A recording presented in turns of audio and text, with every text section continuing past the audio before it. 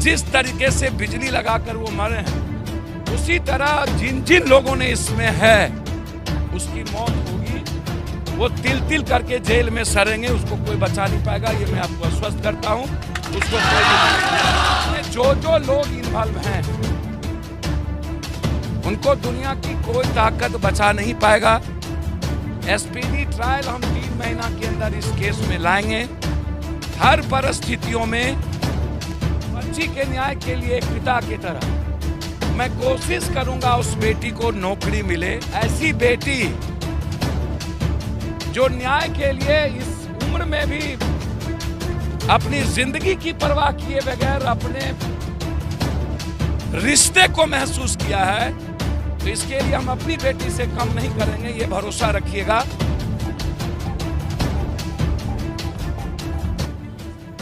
जो हालात हैं बिहार के, 4 दिन पहले हम रक्सौल में थे, एक इकलौते बेटे को गोली मार दी गई। उसके पहले हम पुनपुन में थे, और आज मैं यहाँ के बाद खगड़िया जा रहा हूँ कि जहाँ एक दबंगों ने गरीब आदमी को पैसे मांगने के चलते मारते मारते मार दिया, जिसका एक भी बच्चा नहीं बचा।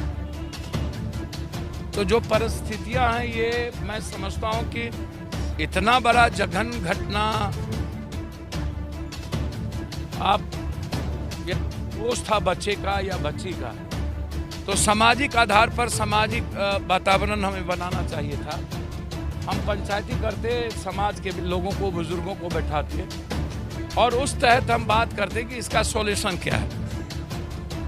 बच्ची और बच्चे यदि एक राजी थे शादी करने के लिए, तो वो अपनी बेटी के लिए तय करता कि उनको किस से बच्ची को रखना है, आप बच्ची के नाम क्या चाहते हैं। लेकिन एक मासूम बच्चे का जिस तरीके से ईगो में, अहंकार इसको मैं कहूँगा कि इतना बड़ा ईगो और भीतर में डर ना हो सोसाइटी का, और इस घटना को लेकर के जिस तरीके से बिहार के लगभग के खास तौर पर अररिया, मधेपुरा, सहरसा, सुपौल के यूथ के जहन में यह बात, इस तरह की चीजें जिनकी ये लोकतंत्र नहीं है।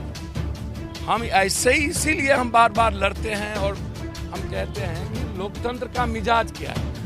यदि हमारे जीने की आज़ादी आप छीन लें, विचारों की आज़ादी छीन लें, यदि कानून के तहत काम करने की आज़ादी छीन लें, हमारी आर्थिक आज़ादी छीन लें, हमें अहंकार और ताकत का एहसास आप करवाते रहें, सरकार और सत्ता का एहसास करवाते रहें, और आम आदमी सुरक्षित ना हो।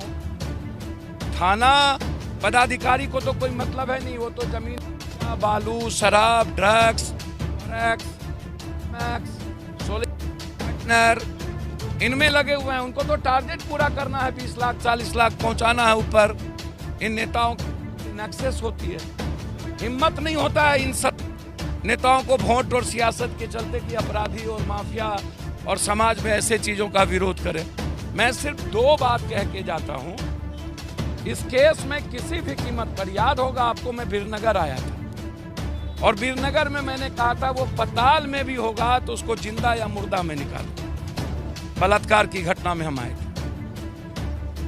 एसपीडी ट्रायल मैंने उसकी करवाई, डिस्ट्रिक्ट जज साहब से बातचीत हुआ, हाईकोर्ट में मैंने डाला।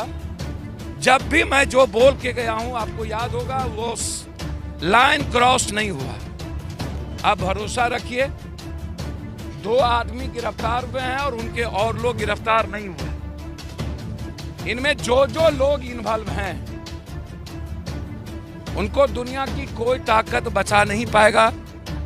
एसपीडी ट्रायल हम 3 महीना के अंदर इस केस में लाएंगे। हर परिस्थितियों में बच्ची के न्याय के लिए एक पिता की तरह मैं कोशिश करूंगा उस बेटी को नौकरी मिले। मैं आज से ही प्रयासरत रहूंगा।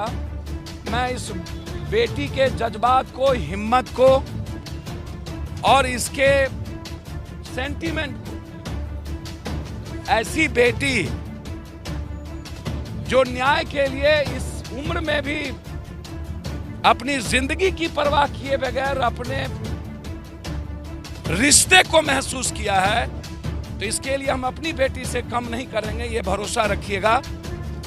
कैसे नौकरी होगी इसका प्रयास हम करेंगे ही करेंगे, क्योंकि आप जिंदगी तय उनको करना है वो लाइफ आगे कैसे जिएंगे। लेकिन नौकरी के मामले में मैं कोशिश करूंगा कि इस बच्ची की नौकरी लगे, और एसपीडी ट्रायल के साथ उस बच्चे के साथ जिस बेरहमी तरीके से, जिस तरीके से बिजली लगाकर वो मरे हैं, उसी तरह जिन जिन लोगों ने इसमें है उसकी मौत होगी।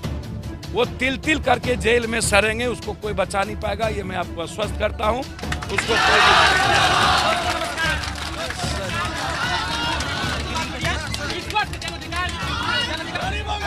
सर आपने आश्वस्त सर किसी भी कीमत पर कब नहीं मिली, कब पप्पू यादव बोला है नहीं मिली है। कौन ऐसी घटना है जिसमें पप्पू यादव आया और न्याय ना मिली? इस बात मैं वही बात कह रहा हूं, आप बेफिक्र रहें सर।